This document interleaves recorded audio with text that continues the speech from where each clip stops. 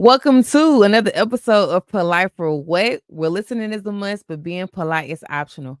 I'm Rhea, and I'm back with another episode. If you are new here, welcome. And if you've been here rocking with me for a while, you already know what to do. Like, subscribe, and share this content. That way I can stay in the algorithm. All right, guys. So today, this episode is going to be all about the WNBA. This is a new segment that I'm going to be introducing on Wednesday. So Wednesdays will be about all about women's basketball. And so at the end, I will introduce a new segment that I want to start doing on Wednesdays, and it's called WCW, which is Women Crush Wednesdays, where I pick my favorite player of the week, where I feel like they might not have scored a lot, but they contributed to their team. They was a big impact on their team this week. So you already know how it go. If you was on Instagram back in the day, the guys used to post their WCW up on Wednesdays. You can wait to press, you can wait to press your post your crush. So that's the same thing I want to do. But like I said, in basketball terms, each week I will be posting my WCW, who I felt like had a very good week that week, or she had some dog in her, or it was just something about that I liked about her game. So we will be introducing that at the end of the episode. All right. So pretty much, guys, we had a big slate this weekend. We had a lot of games that went on over the weekend, and I'm not gonna get into each individual game. In depth, but I will talk about the stats, and then I will highlight two of my favorite games for the weekend, and then we'll kind of go in depth about that. And like I said, at the end, we will introduce my WCW of the week. All right, guys. So let's just hop right into the first game of the weekend. We had the Liberty beating the Fever 91-80. We had Stewie with 24 points, 5 rebounds, and 4 steals. We had John Coyle Jones with 14 rebounds. No, she had 14 points, 12 rebounds, and 5 assists. I'm sorry.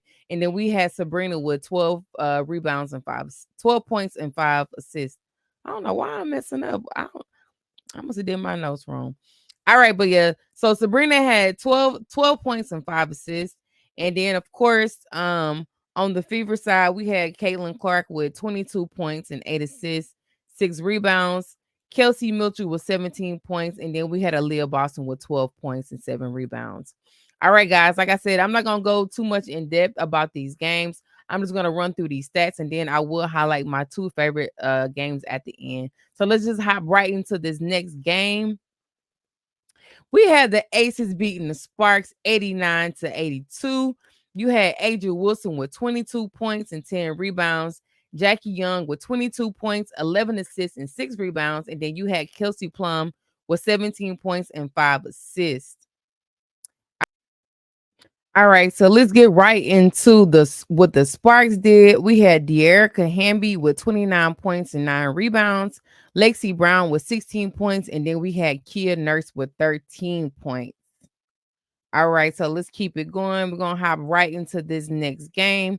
We had the Mercury beating the Dream 88-85. We had Kalia Copper with 38 points and 6 rebounds. Diana Taurasi with 15 points and 7 rebounds. And then we had Natasha Mack with 7 points and 11 rebounds. And let's get into what the Dream did. We had Alicia Gray with 22 points and 6 rebounds. We had Ryan Howard with 21 points and 9 rebounds. And we had Cheyenne Parker Tyus with 18 points, 6 rebounds, and 3 steals. All right. We're going to hop right into this next game. We had the Storm beating the Mystics 84-75. We had Jewel Lloyd with 24 points, Skylar Diggins Smith with 18 points and 5 rebounds. And then we're going to go right over to the Mystic side. We got Ariel Atkins with 19 points and 2 steals. Carly Samuelson with 13 points and 2 steals. And then we had Aaliyah Edwards with 9 points and 11 rebounds. All right, guys. So we're going to hop right into this next game. Now, these games I will go in depth about. These were my two highlights from over the weekend. Of course, the Sky played on Saturday, and I was in the building for that game. It was my very first WNBA game, and I'm not gonna lie, guys. They did not disappoint me. They put on a really good show. This was a really good game from start to finish. And of course, if you did tune in and you did watch this game, the Wings did lead this game for majority of the game, the Wings did lead. But at the Sky, at the end, the Sky came through and they took it over. So let's get into these stats. We had Marbury with Marbury with 14 points and 8 assists, 8 rebounds. You had Diamond DeShields with 16 points and 5 rebounds. You had Elizabeth Williams with 12 points, 10 rebounds, 5 assists, and 5 blocks. And then you had Angel Reese with 11 points and 9 rebounds. Now, this last person, I will say this is an honorable mention. I'm not gonna lie, y'all. This girl was in her bag. She really did help Will and Deal the Sky at the end to get this W. And her name is Kennedy Carter. She had 12 points and she had a block. When I tell y'all, this girl was putting on a good show. Like, I was like, dang, she really is hooping. So she became one of my new favorites on that team outside of Camilla and Angel. Um, Kennedy Carter was doing her thing. She's not even a starter. She comes off the bench and she did a good deal by contributing 12 points. So like I said, this is a really good game, y'all. Like, and it was so funny because at the end, Angel did she hit a shot and she did get the foul, so she did get the and one. And y'all, when I say Angel was so hyped when she got that and one, I was so happy for her. Like, I'm not even gonna lie, guys. Everybody been on this Caitlyn bandwagon, but I think Angel she's gonna be rookie of the year. I go on record now. I think she will be rookie of the year. I feel like her game has kind of translated over into the WNBA. Only I have one little nick on my girl, one little small nick on Angel Reese. I will say Angel be doing these circus ass shots, but they be going in, and it's like she did the same exact thing in college. I don't know how she be getting these shots to go in, but it's like she be hooking it up like over the goal or like going over and hook it up, but like it be going in. So hey, if it's working for her, stick with it. But that would be my only little thing that I would say that I would say to just kind of work on your shot a little bit more because they look a little circus, a small like a little circusy to me. But other than that, Angel had a good game. Like I said, this game came down to the wire. Enrique tried to keep him in it, man, but she can't do it by herself. I will say that she really needs Satu to come back and she needs Jalen Brown. And I did look up today and they did show that Jalen Brown is out with an injury and you have Natasha Howard out with an injury as well. But other than that, I think Enrique really needs some help offensively. Um with Satu being out, I feel like JC Sheldon, like you have to step up. You have to step up. Like you were a top 5 pick. You have to help her out. They went and got a guard for a reason because they needed some more scoring. And I will say sometimes, in the WNBA, I know they like to draft by need, but sometimes you got to go BPA. You got to go BPA and get somebody who can really come in and help with the scoring. I feel like over these last 4 games, well, I can say at least these last 2 games, JC Sheldon, she haven't been stepping up and contributing to the scoring. But like I said, Enrique did everything she could do in this game. But like I said, it still wasn't enough to bring the Wings a victory. So Enrique did have 35 points, 5 rebounds, and 2 assists. You had Kalani Brown with 11 points and 9 rebounds. And then you had and I don't want to butcher her name, y'all. I know y'all gonna be on my head in the comments, but her name is I'm gonna call her Sevi. It's Sevigi. I'm gonna call her Sevi Uzun. She had 9 points and she had 6 assists. But like I said, outside of that, like this was a really good game. I just need the Dallas Wing to get some more shooting, like get somebody who can help Enrique score because you don't want to put it all on her back to, by the end of the season, she's gonna be worn down. So I don't know when Satu is slated to be back, but I did read that Jalen Brown, she will be out for a few more weeks. I think she has some type of nasal injury. And I really don't know when Natasha Howard is gonna be out. But like I said, the Wings really do they need some offense going on over there. All right, guys. So I'm gonna hop right into the last game over the weekend, which was on Monday. We had the Sun beat the Fever 88-84. And this was a really good game too. I will say that this was probably a lot better from when the first time when the Fever played the Sun. It was a complete blowout. So you can see how the Sun. I mean, you can see how the Fever is trying to adjust and get some things going on offense. Um, I will say I feel like over the last 3 games, I feel like the Fever, their offense has been kind of stagnant. And I think it's because they have Caitlin playing on ball. Now, before y'all get in the comments, because I know you girls like to tussle, let me say this. I feel like she's gonna have to switch up her game a little bit, right? I feel like, when she was in college, the 3-point shot, she had to handle the ball a lot. She played on ball a lot because that's what she had to do. But now that she's in the WNBA, she do have more help. And I think that at this point, if Kaylin wants to continue to get better or to be better in this league, I really think she's gonna have to play off ball and she might have to turn into a catch and shoot type player. And when I say catch and shoot, like catch the ball in the corner and shoot the three if she want to get her threes off, because I feel like they've been giving her hell, right? I feel like they're running her off the 3-point line.